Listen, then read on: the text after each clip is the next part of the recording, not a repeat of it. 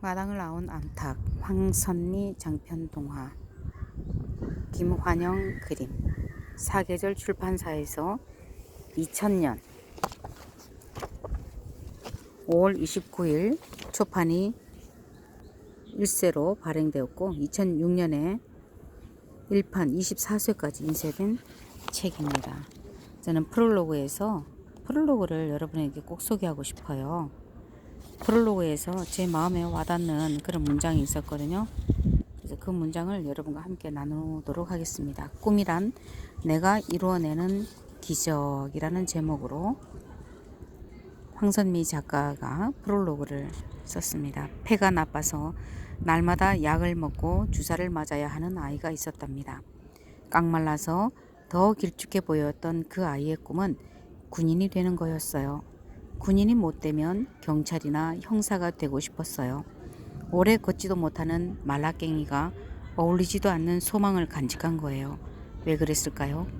아주 강한 사람이 부러웠던 거예요. 자기가 너무나 약하다는 걸 알기 때문에 절대로 쓰러지지 않을 것 같은 사람을 동경하게 된 것이지요. 꿈은 그렇게 시작돼요. 도저히 이루어질 수 없을 것 같은 바람을 가슴에 간직하는 것, 혼자 있어도 외롭지 않게 하는 신비로운 힘, 그게 바로 꿈이랍니다. 닭장에 갇힌 암탉 잎삭도 결코 이루어질 수 없을 것 같은 꿈을 꾸었어요. 그래서 고통을 겪고 들판에서 족제비에게 죽임을 당하지요. 그러나 비참하지 않은 죽음입니다. 꿈을 간직하고 살아서 아름다워질 수 있었고 당당해질 수 있었기 때문이죠.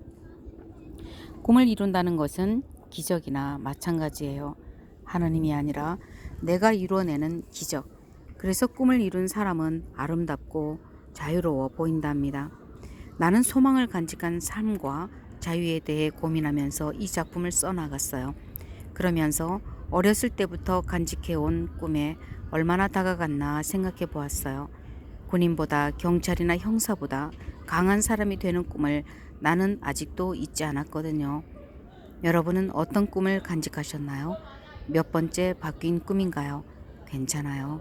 꿈이 자주 바뀌는 건 세상에 대해 궁금한 게 많다는 뜻이니까요.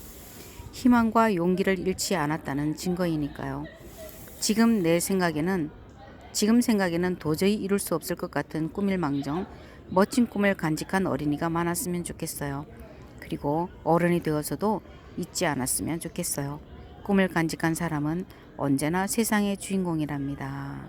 가정의 달인 5월에 2000년 황선미 작가가 이 책을 펴내면서 꿈이란 내가 이뤄내는 기적이다 라고 내용을 적었는데, 저는 4페이지에 있는 이 문장이 너무나 마음에 와닿더라고요.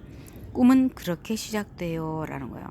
꿈은 그렇게 시작돼요. 작은 씨앗에서부터 도저히 이루어질 수 없을 것 같은 바람을 가슴에 간직하는 것. 도저히 이루어질 수 없을 것 같은 바람을 가슴에 간직하는 것. 혼자 있어도 외롭지 않게 하는 신비로운 힘. 그게 바로 꿈이랍니다. 꿈이 있다는 게 이렇게 큰 힘을 발휘하는구나 라는 생각을 하게 됐고요.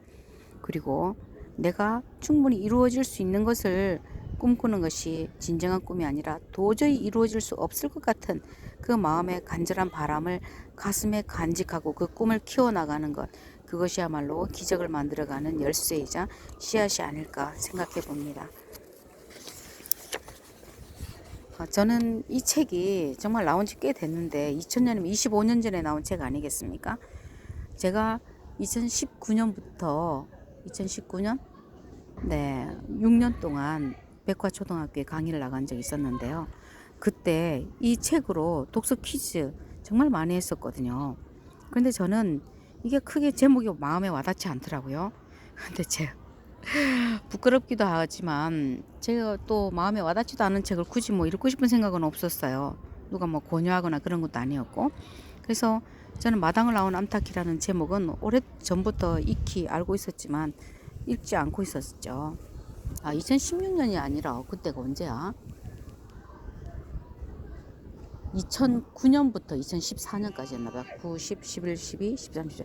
2009년부터 했네요. 이 책이 나오고 나서 거의 한 10년쯤 됐을 때 아주 이게 우리 태안에서는 붐을 일으켰었거든요.